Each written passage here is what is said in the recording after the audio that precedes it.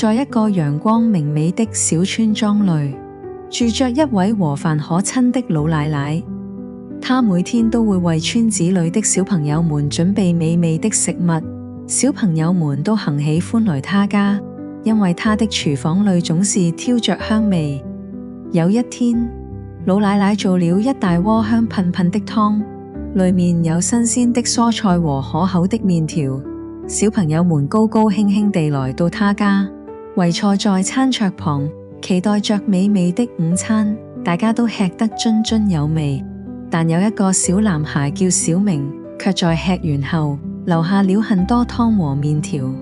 老奶奶看到後，輕聲對小明說：親愛的小明，你知道嗎？每一碗食物都是辛勤的農民和我們的土地所燒的，我們應該珍惜它們，不能浪費哦。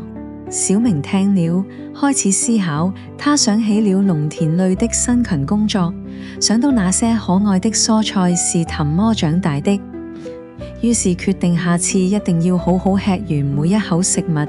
於是老奶奶又做了一鍋湯，這次小明特別仔細地吃，確保每一口都不浪費。當他吃完時，心內感到特別滿足，因為他知道自己珍惜了這份食物。從那天起，小明和他的朋友們都學會了不浪費食物，他們會把剩下的食物分享給需要的人，讓每一份食物都能被珍惜和利用。村裏的人們都很高興，因為大家一起努力，讓食物不再被浪費，讓每一餐都變得更加有意義。在這個小村莊內，大家不僅學會了珍惜食物，還增進了彼此的友誼，讓生活變得更加美好。每當夜幕降臨，小朋友們都會在老奶奶的故事中入睡，心中懷着對食物的感激，